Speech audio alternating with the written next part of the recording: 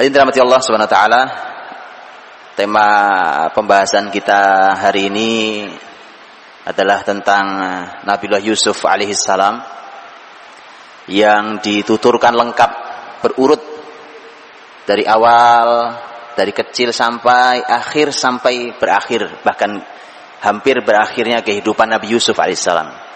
Jadi ini adalah kisah yang dituturkan, totalnya ada 111 ayat, dan itu menuturkan tentang kisah satu orang manusia yang sangat mulia. Tentu waktu kita sangat tidak cukup untuk bicara tentang kebesaran surat ini dengan seluruh pelajaran yang sangat amat bermanfaat bagi kita semuanya. Sebelum saya memasuki ayat-ayatnya, kita akan selami bersama-sama mengambil mutiara hikmahnya. Akhir surat Yusuf, Allah Subhanahu wa taala berfirman, a'udzubillahi minasyaitonir rajim, laqad kana fi qasasihim ibrah liulil albab. Ma kana haditsan yuftara walakin tasdiqal ladzi baina yadayhi wa tafsila kulli syai' wa hudaw wa rahmah liqaumin yu'minun.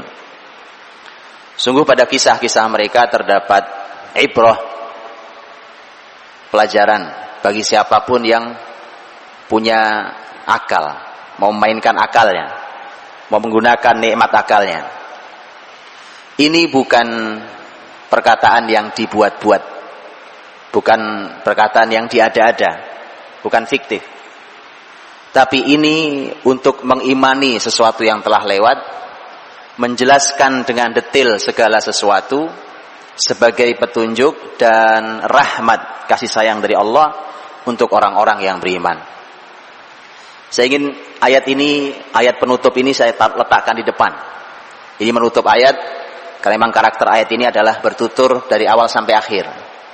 Baru kemudian di akhir Allah menyampaikan, ambil pelajarannya, karena di kisah-kisah mereka ada pelajarannya.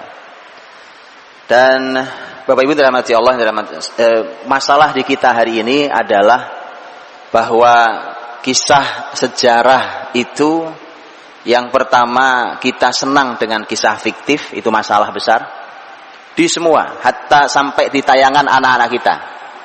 Padahal Quran mengajari kita makana haditsa yuftara. Ini bukan perkataan yang diada-ada. Ini bukan kisah fiktif. Tidak ada kisah fiktif dalam Al-Quranul Karim. Nabi SAW tidak pernah berkisah fiktif. Sementara kita sangat senang dengan legenda dan dongeng. Ditambah lagi dengan tayangan anak-anak kita yang sangat bermasalah itu, yang tidak jelas sumbernya. Bagaimana orang bisa tiba-tiba berubah jadi robot? Nah itu masalahnya, Pak. Tidak ada yang logis, tak ada yang logis. Bahkan akhirnya anak-anak kita diajari hal yang jauh dari logika.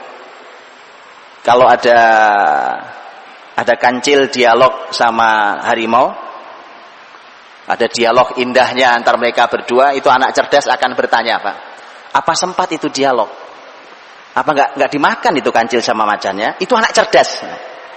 Tapi kalau anak yang dibodoh-bodohin, nanti jadi bodoh beneran, Pak. Jadi bodoh beneran.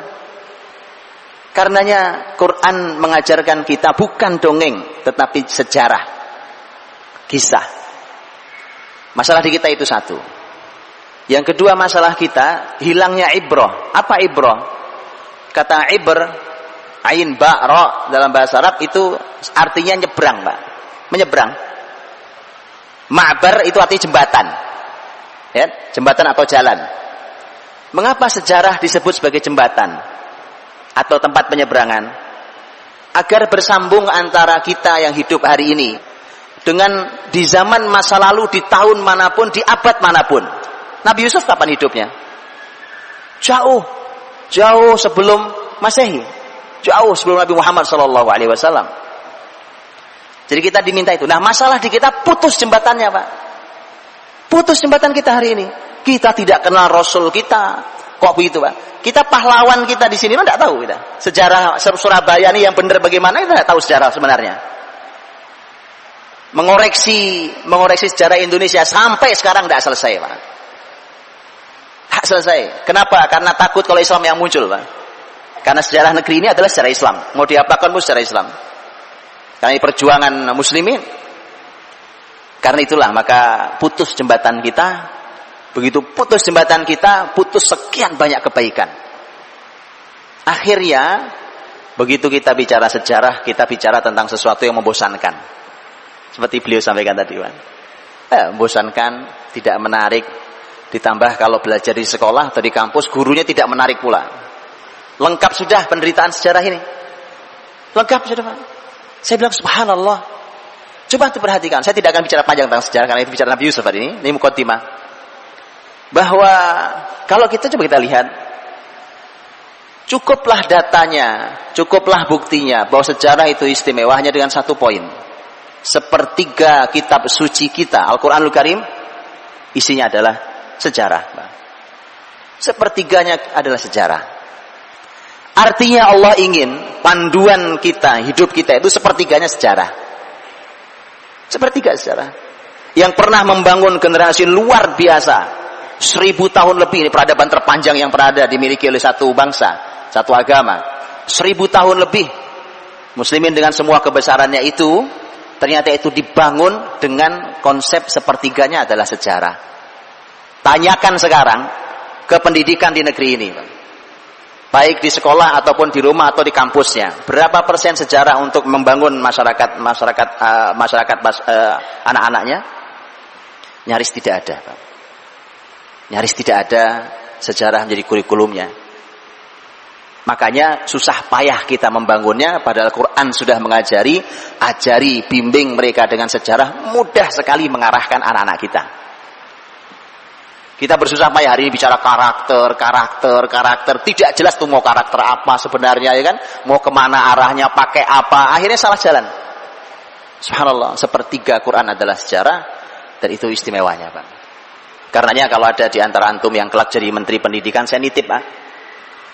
Wallahi, Pak, sepertiga panduan hidup kita adalah sejarah. Bagaimana ceritanya tiba-tiba dia tidak mendapatkan sebuah tempat yang cukup di anak-anak kita, untuk masyarakat setelah kita, untuk para pemimpin setelah kita. Hadirin dirahmati Allah Subhanahu wa taala. Dan surat Yusuf ini itu punya posisi yang istimewa. Setidaknya dari dua hal, Pak.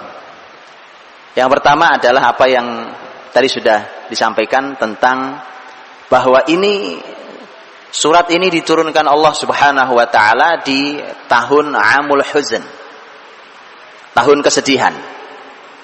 Tahun kesedihan itu tahun 10 kenabian. Jadi beliau Nabi Muhammad jadi nabi 10 tahun. Kemudian ada peristiwa yang membuat beliau sedih, bertumpuk-tumpuk peristiwanya. Wafatnya paman beliau, 3 bulan berikutnya wafat istrinya. Kemudian nanti itu bulan Ramadan, di bulan Syawal Nabi SAW nanti berupaya untuk mendakwahkan Islam, mencari lokasi karena Mekah tidak lagi kondusif, tidak bisa menerima Islam, akan naik ke Taif, jalan kaki, Pak. Jalan kaki dari lebih dari 70 km. Jalan kaki naik gunung bersama dengan putra angkatnya Zaid bin Harithah, hanya berjalan kaki. Boleh dicoba, kalau mau belajar sejarah tolong dicoba, Pak. Jalan kaki 70 kilo. Baik, yang kita bayangkan begitu sampai tempat kan minum air es yang dingin, ya kan? Istirahat, tiduran, selonjoran. Itu kita bayangannya. Nabi sampai di Taif dilempari batu, Pak. Dilempari batu. Subhanallah. Masa itu kesedihan Nabi luar biasa. Kesedihan pamannya yang ternyata sampai akhir tidak mendapatkan hidayah, tidak mampu mengucap syahadatain. Istri tercinta yang luar biasa mendukung dakwah beliau, Khadijah radhiyallahu anha, meninggal.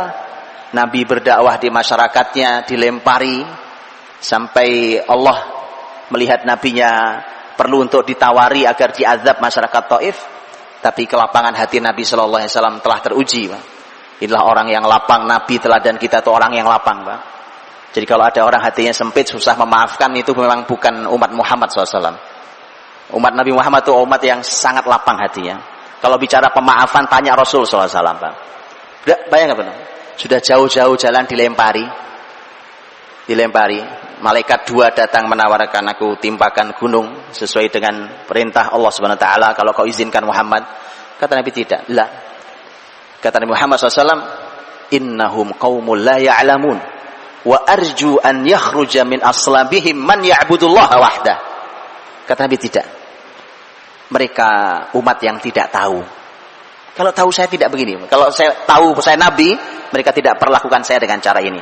Mereka tidak tahu. Justru saya berharap kelak lahir dari tulang sulbi mereka generasi yang beribadah pada Allah Subhanahu wa taala. Nabi tidak pernah patah harapan, Pak. Bapak ibunya tidak bisa diajari, anaknya diculik, Pak. Dalam tanda kutip diculik ya. Anaknya diambil diajari Islam. Dan benar, Taif itu baru masuk Islam kurang lebih 12 tahun pasca peristiwa ini. Satu generasi bukan? Anak-anak kalau lahir di Taif usia 0 waktu itu, maka mereka baru masuk Islam, anak itu sudah umur 12 tahun. Artinya inilah maka benar kalimat Nabi SAW. Dan Taif kemudian masuk Islam nanti tahun 9 Hijriah. Hadirin dirahmati Allah. Di masa sedih itulah turun surat Yusuf. Karenanya seorang ulama besar tabi'in, Atha bin Abi Rabah rahimahullah ta'ala, beliau mengatakan bahwa orang kalau sedang sedih membaca surat Yusuf, maka akan hilang kesedihannya. Boleh dicoba nanti, Pak. Nanti silakan dicoba baca surat Yusuf, sedihnya hilang apa enggak gitu ya. Kalau enggak ya berarti kita emang enggak paham. Karena saya seorang ahli tafsir, Atha bin Abi Rabah mengatakan itu.